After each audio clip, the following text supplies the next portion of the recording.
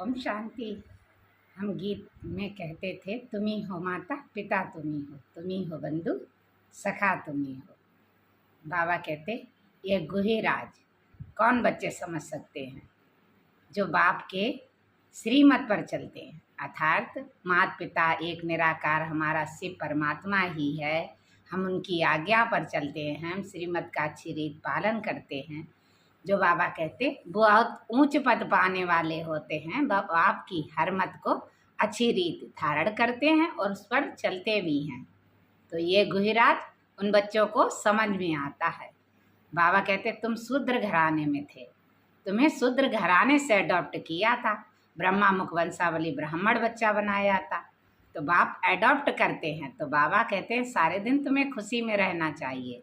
और संग कैसा? औरों के संग बुद्धि योग को तोड़ एक बाप के संग जोड़ना है। तो लब फुल हो। तो बाबा कहते बाप की याद हमें दिन भर नहीं आती, ठहरती नहीं है। तो बाबा कहते हैं कि धारणा नहीं है, सवेरे सवेरे उठकर बाप का चिंतन नहीं करते, धारण नहीं करते।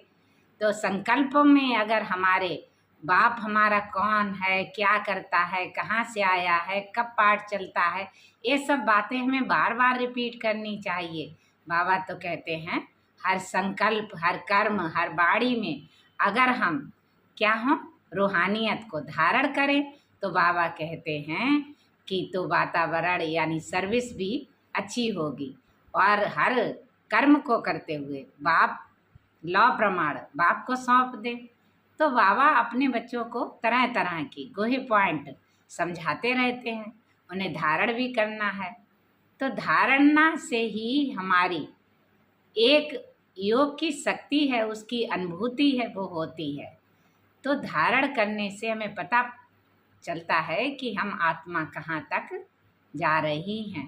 परमात्मा बाप हमारे सम्मुख अभी मुरली सुना रहा है, हमें ज्ञान सुना करके रिफ्रेश कर रहे हैं।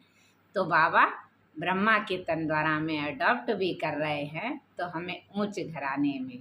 तो हमारा हर संकल्प बोल कर्म ऐसा होना चाहिए कि बाबा बाबा ही निकले। पतित से पावन बनाने वाला बाबा, सुख शांति में ले जाने वाला बाबा, ज्ञान का सागर बाबा। तो बाबा बाबा कहते मन एकदम प्रसन्न हो जाए। बाबा तो कहते हैं कि तुम ये दृष्टांत बन जाओ, एक दृष्टांत के रूप में। तो वातावरण भी ऐसा बन जाए कि हाँ, इनमें अभी तक कितने दैवी गुण है। तो दैवी गुण